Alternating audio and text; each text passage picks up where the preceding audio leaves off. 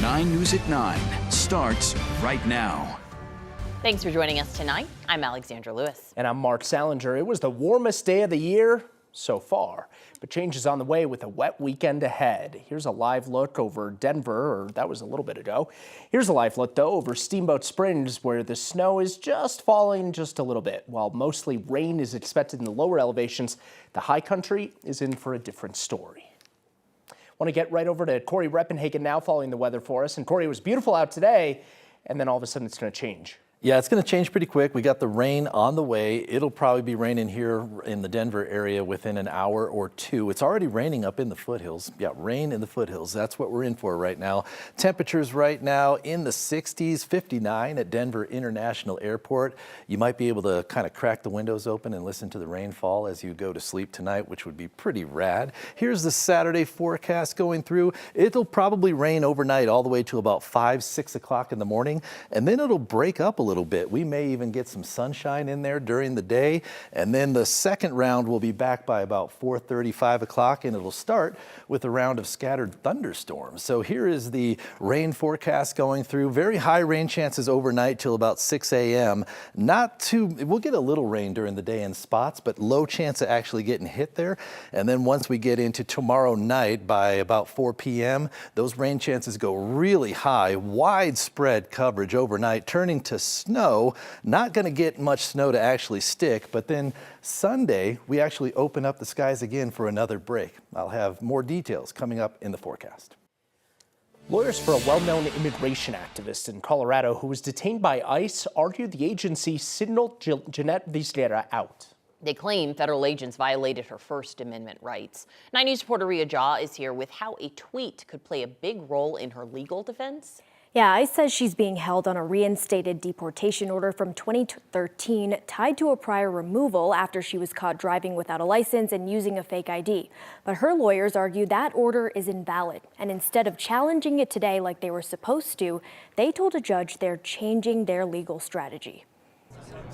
Por fin te atrapamos. This isn't just another immigration enforcement story. Those are the words that were told to Jeanette when she was being arrested after being ambushed in the parking lot at Target. Today, lawyers made that case for Jeanette Vizquera, saying this may be a deliberate exception. Finally, we got you. While the ICE Denver X account routinely posts arrests of individuals accused of violent crimes, drug trafficking, or firearm offenses, Vizquera, a well-known immigration activist, was publicly posted after being detained. Because really, why else would we be showing pictures from an official ICE account of a middle-aged mother of 4 shackled and being detained in a parking lot? Vizquera's attorney Laura Lichter said ICE's comment, "We finally got you," paired with the social media move, shows she was singled out because of her activism. Speech, conduct, being involved in protests, saying things that might not be popular,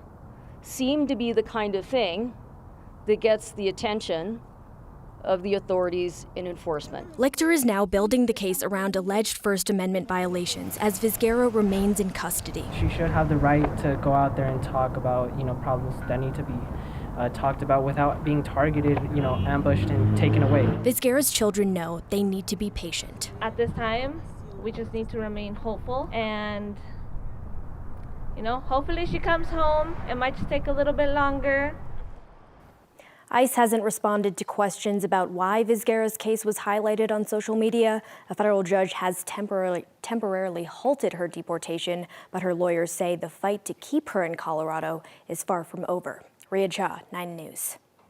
It was a chaotic scene in Colorado Springs today as the Colorado GOP held its largest fundraiser of the year, an event that featured controversial President Trump advisor Steve Bannon.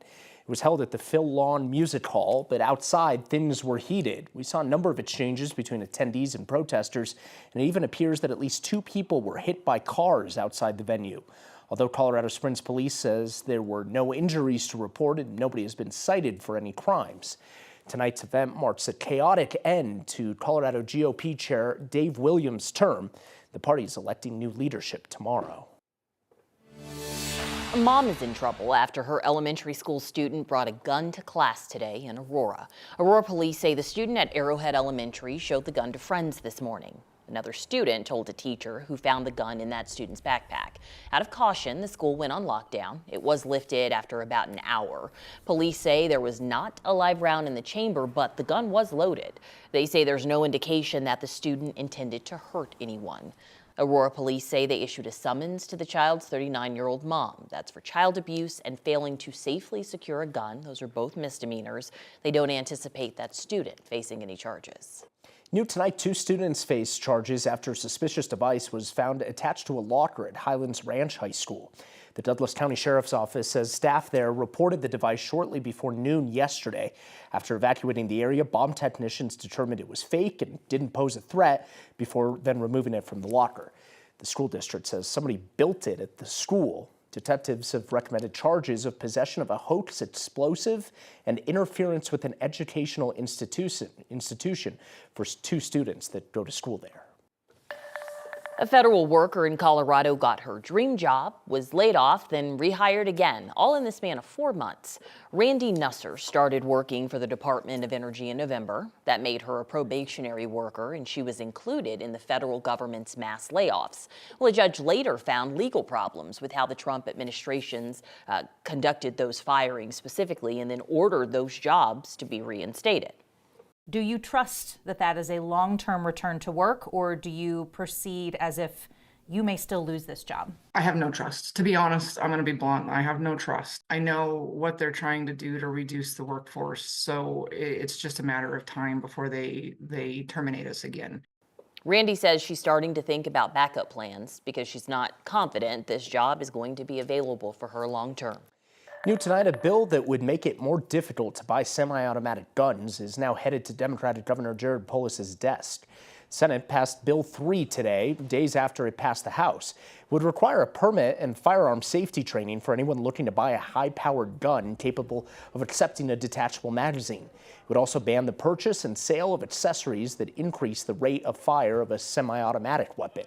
2 other gun bills passed the legislature as well. One requires additional security measures at gun stores and shows. The other raises the minimum age to purchase ammo from 18 to 21, with exceptions for some 18 to 20-year-olds in the military or with certain hunting licenses.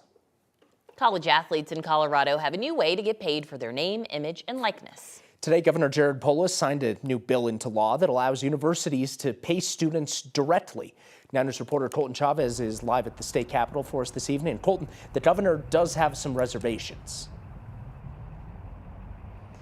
Yeah, Mark, and one of those reservations is he wants to see more transparency, and he says that's because what this bill does, it allows these public universities to make these deals with these student athletes, and they can remain confidential.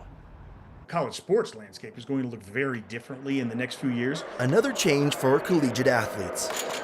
This is a big pro player, pro student athlete advancement for sure. Democratic Governor Jared Polis signed House Bill 1041. It gives public universities the ability to write a check to their student athletes. So now universities can direct pay from their own revenue to student athletes. Paul Sheehy, the chair of the Colorado Bar Association Sports and Entertainment section, says that revenue comes in part from ticket and merchandise sales. The bill also removes the current Colorado law that deals with conflicting agreements. Let's say CU is a Nike school and a kid wanted to do a deal with Adidas. They couldn't do it before, but now they can do that. Sheehy says the bill has been met by opposition since public universities are funded with taxpayer dollars. If there's a logical argument against it out there, it's, well, you're using state funds. But those kids have generated that money for the university. And you're talking a small percentage of that money that's going back to those kids. While the governor signed it, he still has reservations. In a note, he said he was concerned about an exemption to the Colorado Open Records Act. He wrote, quote, "It follows an unfortunate trend of legislative proposals that ultimately impede access to official records." And the governor says he would like to see those transparency concerns addressed sometime in the future. Live in Denver tonight, Colton Chavez, 9 News. Colton, thank you. The proposed spring game between CU and Syracuse is not going to happen. It was short-lived. The NCAA ruled today that it wasn't going to happen. The Oversight Committee listed several concerns, including the timing of the request. The committee also mentioned the potential competitive and recruiting advantage gained by the 2 universities. Deion Sanders brought up the idea before spring practice even started a couple days ago, but teams will have to wait at least another year. Future meetings on the topic will take place in April and May.